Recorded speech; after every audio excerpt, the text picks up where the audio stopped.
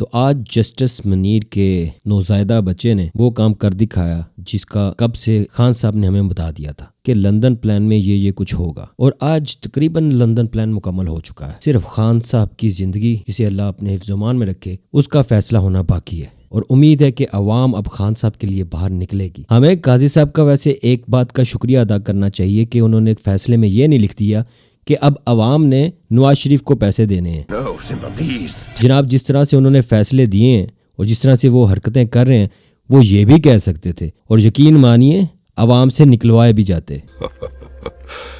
قاضی فائز عیسیٰ کے اس فیصلے کے ساتھ ساتھ انہوں نے ایک تیر سے دو شکار کیے ہیں۔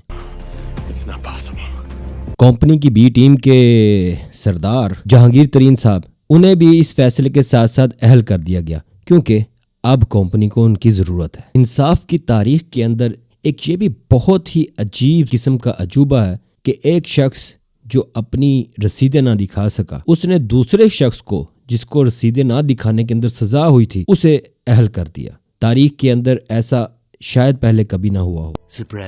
پاکستان کی جوڈیشری کے اس بدقسمت اور گھٹیا فیصلے کے اندر جو ججز شامل تھے، ان کے نام کچھ یوں ہیں: جناب قاضی فائز عیسیٰ صاحب، سید منصور علی شاہ صاحب، یحییٰ افریدی صاحب، امین الدین خان صاحب، جمال خان مندوخیل، محمد علی مظہر، مسرت ہلالی صاحبہ۔ اور ان تمام ججوں میں صرف ایک جج کی اتنی ہمت تھی جس نے اختلاف کیا، اور ان کا نام ہے جسٹس یحییٰ افریدی صاحب۔ انہوں نے کہا، اپنے اختلافی نوٹ میں لکھا، میں اس فیصلے سے اختلاف کرتا ہوں۔ آرٹیکل 62(1)(f) کے تحت امیدواروں کی اہلیت کا تعین تا حیات ہے۔ انہوں نے یہ بھی کہا، آرٹیکل 62(1)(f) کے تحت اہلیت کورٹ آف لا کی ڈکلیریشن تک محدود ہے۔ آرٹیکل 62(1)(f) کے تحت نااہلی تب تک برقرار رہتی ہے جب تک کورٹ آف لا کی ڈکلیریشن موجود ہو۔ جسٹس یحییٰ افریدی۔ تو پیارے پاکستانیوں، ابھی ذلت کے امتحان اور بھی ہیں، دیکھیے ہم کہاں تک ذلیل ہوتے ہیں۔